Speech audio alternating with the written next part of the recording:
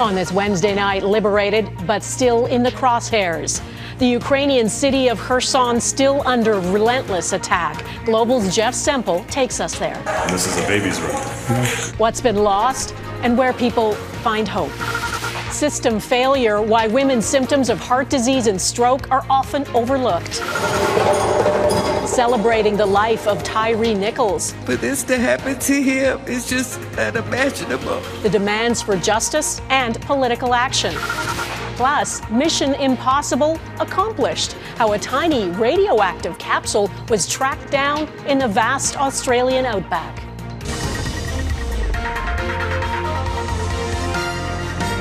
Global National with Donna Friesen. Good evening and thanks for joining us. We begin tonight in Ukraine, where a relentless Russian offensive is gaining momentum in the east. Russian forces claim they have captured a village near Bakhmut, a key city Russia is trying to surround. Here's the situation on the ground. Russian troops are regrouping and gradually advancing. The goal is to capture the entire eastern region. That strategy includes the southern city of Kherson. It was the only regional capital to be captured by the Russians following last year's invasion. Ukrainian forces managed to retake it in November, but the city is still in the crosshairs. Since the Russians left, Kherson has been fired on more than 1,700 times. At least 74 people have been killed, including one child. Our Jeff Semple, along with videographer Darren Twiss, just returned from the city. In our top story tonight, they give us an inside look at Ukrainian life near the front line. At this Ukraine maternity hospital, they used to escape the Russian rockets by sheltering in the basement. But last month, it took a direct hit. Video of the immediate aftermath shows charred baby cribs. Thankfully, no one was down here. The power of the explosion shattered windows on the upper floors, turning shards of glass into projectiles. So that's the window that was broken. And this is a baby's room. Yeah. The blast broke every window in this neonatal unit, except for one, in the room where a newborn baby was sleeping. That's her, Polina Malika. The window above her crib was the only one that didn't get blown up, Paulina's mother says. It was just a miracle. After 8 months under Russian occupation, the city of Kherson was liberated in November, the Russians retreating just across the river, sparking celebrations in the streets. But that euphoria was short-lived. And you can hear the steady drumbeat of artillery here behind me. This city has been under constant shelling with dozens of hits almost every single day.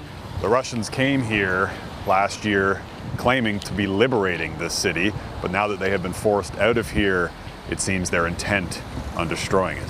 The shelling continues all day and all night. It's very scary, this resident told us. Moscow claims it's targeting military and energy infrastructure. But during our visit, Russian rockets slammed into apartment buildings and crashed through the roof of this house. We found the homeowner in shock, smoking a pipe on his porch. This is just a residential street? This is people's homes here, right? Yeah. Not a military... No, not military. The whole of Kherson is within range. There's no safe place, said this military spokesperson. The Russians don't care what they're firing at. The targets have included churches and schools. This bomb shelter, next to a grocery store, has its door propped open by shrapnel from a rocket that struck here on Christmas Eve. Even the children's hospital has been hit 3 times. One boy was injured twice by shelling, once on the street and then again in hospital when his window shattered, the hospital director says. The Russians lived here for 8 months. They know where this hospital is located. They're trying to destroy us. No sooner had she spoken than another mortar landed not far away, prompting her to grab her helmet and body armor, which she now keeps beside her desk. Her son's main square, the site of November's celebrations, now sits mostly empty, but for a small crowd lining up for donations of food. The vast majority of her son's 300,000 residents have fled. Many who remain are frail and sick, unable to leave. Tetiana and her husband Stefan are marking their 60th wedding anniversary while living in their cellar after their home was flattened. Is there anywhere else they can go? We're freezing here through the winter, she says. We're living worse than pigs. Baby Paulina's mother tells us they're also reluctant to leave the city. Her father was taken prisoner by the Russians during the occupation. They haven't seen him in 6 months. We are waiting, hoping he will return soon so he can hold the hand of his granddaughter, she says. You can take. Through it all, Paulina sleeps soundly, even as artillery thunders outside their apartment. Her future now bound to the outcome of a war she was born into. I'm an optimist, her mother says. I still believe that soon this horror will stop and our city will be able to provide a future for our kids. A few days after our visit to the maternity hospital where Paulina was born, the building was hit again. This time, entire hospital rooms were destroyed. 3 more civilians were killed just this week. Her son has been liberated, but the cost of its freedom is growing by the hour. Jeff Semple, Global News, Kherson. Back here in Canada, even finding a family doctor is impossible for thousands of people. And now there's new data specifically about women's health. A study by the Heart and Stroke Foundation identifies alarming gaps in diagnosing, caring, and even basic understanding of risk factors and symptoms of heart attacks and strokes in women. New data shows more than 32,000 Canadian women died of heart disease and stroke in 2019. That is 1 woman every 16 minutes. Women who have a stroke are at a higher risk of dying than men, and if they survive, their outcomes are worse. Katherine Ward reports on why there's been so little progress in changing that. I did present to Emerge a lot because I was having heart attack symptoms like daily. A runner, a teacher, a mother to young children. For years, Bobby Jo Green could not figure out why she was feeling so sick, and neither could the 8 cardiologists she saw over 5 years. It was just kind of a revolving door of specialists, ER physicians, GPs telling me it's not your heart, reassuring me it can't be your heart, right? You're too young, you're too fit, you're too healthy. Not being believed was just as bad and just as traumatic as having the illness. Green kept pushing for a diagnosis and eventually learned her heart was not getting enough oxygen and the arteries and vessels were not functioning properly. Her story is not uncommon, according to a new report from the Heart and Stroke Foundation. The numbers indicate symptoms go unrecognized for 50% of women experiencing a heart attack. In part, this is because men and women present differently.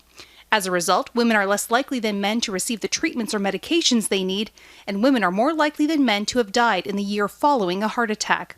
The bottom line, heart attacks and strokes are the leading cause for premature death for women in Canada. Some risk factors for women include pregnancy and menopause, smoking, high blood pressure, diabetes, obesity, and depression are also on the list. Doctors say more gender-based research is needed to fully understand the scope of the issue. Women traditionally have not been involved in research as much, and because of that, we don't have as much data on their heart health. If we don't take care of the risk factors, that it could continue to rise, and not only will be the #1 premature cause of death, but will be a real leading sort of worldwide issue in women. Katherine Ward, Global News, Toronto. Some high-powered testimony in Ottawa today. Canada's former ambassador to China and former head of the international consulting firm McKinsey has appeared before a committee after it came to light McKinsey has received multiple federal contracts worth more than $100 million. Dominic Barton said today that contrary to media reports, he is not a close friend of Prime Minister Justin Trudeau and has never been alone in a room with him. David Akin, our chief political correspondent, is watching the testimony. David. Yeah, a lot of political theater here, Donna. Dominic Barton spent 2 hours in front of a House of Commons committee this afternoon, and not surprisingly, the opposition was looking to score some political points. We know McKinsey's strengths, that they're able to swing sole source contracts and get money out of Canadians, that their weaknesses that are scandal after scandal. Barton says any work that his old firm McKinsey did for the Government of Canada was won fair and square. Mr. Barton, would you consider yourself a close personal friend of the Prime Minister? No, I'm not a close personal friend of the Prime Minister. Would you say he's one of your 5 best friends? No. One of your 10 best friends? No. One of your 25 best friends? No. One of your 50 best friends? No. Do you have his personal phone number? I do not. Do you and the Prime Minister exchange birthday cards every year? No. Birthday presents? No. Do you and your wife go out to dinner with the Prime Minister and his wife? No.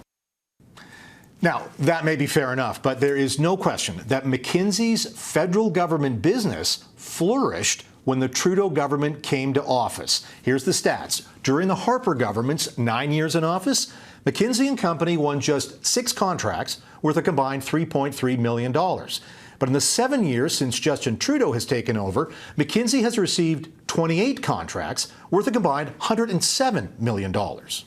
The high-priced consultants are making off like bandits. And one of the biggest winners, Justin Trudeau's friends over at McKinsey, his personal friend, Dominic Barton, the former director of McKinsey. I had no involvement whatsoever in any awarding of paid work to McKinsey by the federal government since I relocated to Asia in 1996. David, how politically vulnerable might the Trudeau government be over this heavy reliance on outside consultants?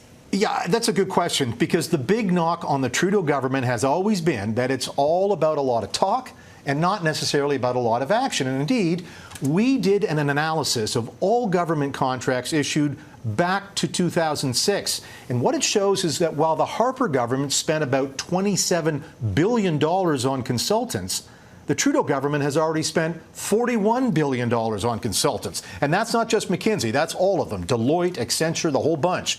Now, have these consultants helped reduce hospital wait times? Have they cut the cost of living? Have they made it easier to get a passport? All these issues? Well, voters at the next election might want an incumbent government to point at more accomplishments rather than point to a neatly designed policy process that some consultant came up with. Donna? All right, David Akin in Ottawa, thank you. 2 RCMP officers have been charged with manslaughter after the death of an Indigenous man in Prince George, BC. 3 other officers are charged with obstructing justice. 35-year-old Dale Culver died in July 2017. The Independent Investigations Office of BC said RCMP were called after reports of a man casing vehicles. Culver was pepper sprayed and placed in the back of a police cruiser. He had trouble breathing and collapsed when an ambulance arrived. In 2018, the BC Civil Liberties Association filed a complaint with the Civilian Review and Complaints Commission for the RCMP, alleging Mounties had told witnesses to delete video footage of Culver's arrest. Now to Tennessee and the funeral for a 29-year-old man who died after being brutally beaten by Memphis police officers. Tyre Nichols was pulled over in a routine traffic stop. His tearful mother said today no other child should suffer the way her son did, and she called for action. Jackson Prosco reports. As Tyre Nichols was laid to rest in Memphis, he was honored by a family and a community left devastated by his death. When those monsters murdered my baby brother, it left me completely heartbroken.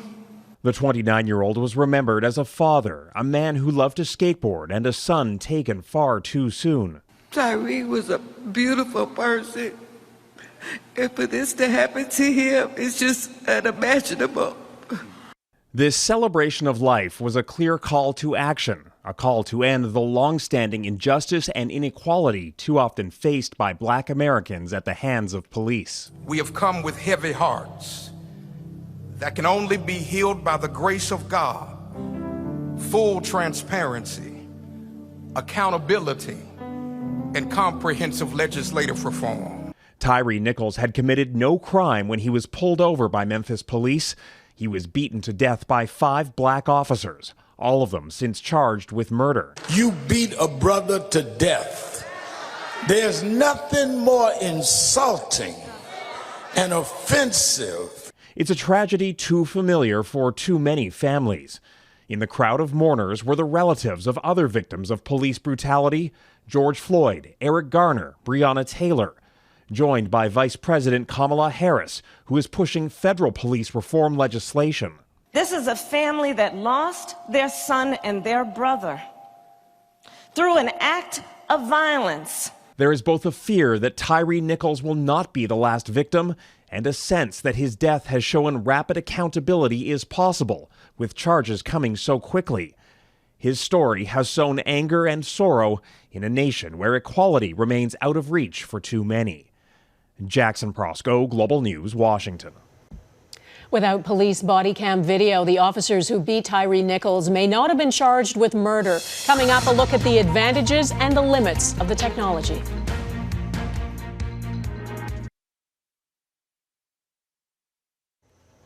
Police body cameras are widely used in the United States. In many cases, they've lifted the curtain on police brutality. In the case of Tyre Nichols, the fact the officers were wearing them did not stop them from using excessive force. As Turia Isri reports, body cams aren't as widely used in Canada. Body cameras offer a window into a world we don't often see. Interactions between the public and police. The Nguyen family wishes the Edmonton officer who shot and killed their brother was wearing one. We would have evidence of what happened. We would have Stephen's side of things. Since he's no longer here, we have no idea. Police were responding to a call about a man with a knife in June 2021. According to court documents, they never found a weapon, only a cell phone. Edmonton does not plan on equipping officers with body cams, but it's the exception. Most other major Canadian cities are rolling them out. Toronto Police, nearby Peel, Montreal, Ottawa, Calgary, and Vancouver have started using body cams or are considering them. The RCMP is also bringing in body cams. As many as 15,000 will be deployed nationwide over the next year and a half, starting in Alberta, Nunavut, and Nova Scotia. But while most police services are moving in this direction, criminologists say the regulations haven't caught up. It is a patchwork and it's kind of fragmented across Canada. Instead of a patchwork, there's a push for national standards. The biggest problem I always see with body cameras, especially in my research, is that there's no way that we can truly measure accountability or transparency. The Canadian Police Association supports expanding the use and believes strong guidelines are in place. But criminologists question the effectiveness of body cams. If an officer is wearing a camera and it's recording, they're, of course, not going to engage in any kind of police misconduct or brutality. Again, that's the belief. You know, with the Nichols footage, we see clearly that's not the case.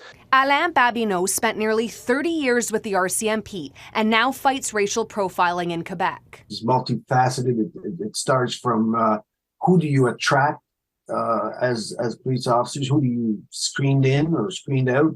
And how do you train them? While the technology has its limitations, Melissa Solano believes it's necessary. I think that every police in Canada should have a body cam. A powerful tool becoming increasingly prevalent. Turia Isri, Global News, Ottawa. Worker walkouts ahead why Britain was hit with the biggest strike in a decade.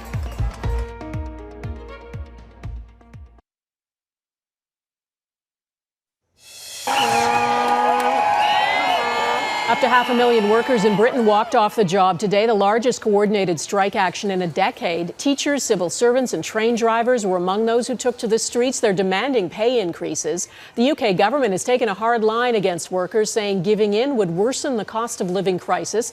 Inflation in Britain is running at more than 10%, the highest in 4 decades. The FBI have searched a beach house belonging to U.S. President Joe Biden as part of an investigation into the handling of classified documents. They say no classified material was found during what's described as a planned search of Biden's vacation home. But classified documents from his time as vice president were found at his Wilmington home and at the Penn Biden Center in Washington. Lost and then found. Next, Australia's hunt to find a radioactive capsule.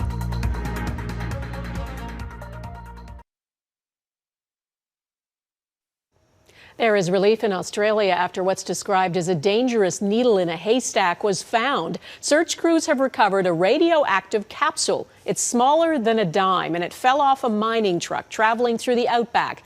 Eric Sorensen explains why they worked so hard to find it. It's hard to say which was more astonishing, losing it or finding it. A truck rumbling over the Australian outback apparently shook loose the bolts of a container, and a tiny radioactive capsule just fell out. It took days to notice, then the painstaking search. Nuclear experts programming roadside, scanning with radiation-detecting equipment. We haven't found it, but the search continues. The capsule is used for detecting density in iron ore. It was being transported in Western Australia from Rio Tinto's mine near Newman to a storage facility at Perth. But that's like from Vancouver to Saskatoon, searching some 1,400 kilometers of highway for one little pellet. Good luck. Newscasters sounded bewildered. Of the tiny radioactive capsule that's missing somewhere in Western Australia. The concern that someone would find it and not realize the danger. If somebody were to discover it somewhere along the route, we are very keen that they do not handle it. The capsule wasn't highly radioactive. Then again, it's not the kind of thing you play around with. An 8mm long cylinder, the diameter smaller than a dime. It contains radioactive cesium-137, and if a human were to be around it for just 1 hour, it would be like absorbing 10 X-rays. It could cause skin burns or radiation sickness. But after 6 days, the hunt hit pay dirt, and there it was. Detectors had picked up the signal a couple of meters off the highway. It is great news that we have found that source in such a rapid period of time. It was strange to lose track of it and just as crazy to relocate it, though there's no foundation to the fears that in Australia radioactivity could create giant mice, put entire species to sleep, or make people speak differently. Big Dundee from Australia. It's all natural. One for me, one for me mate. Still, an investigation will take place. We're sorry that has occurred. The head of the mining company apologized, but also looked on the bright side. When you think about it, a pretty incredible recovery when you think of the distances involved. Everyone was amazed. The search groups have quite literally found the needle in the haystack. And contained any fallout in the outback. Eric Sorensen, Global News. And that is Global National for this Wednesday. I'm Donna Friesen. Tonight's Your Canada is the Cowichan Valley near Duncan, British Columbia. We'd love to see your Canada. Please email it to viewers@globalnational.com. Thanks for watching. Hope to see you here again tomorrow. Bye-bye.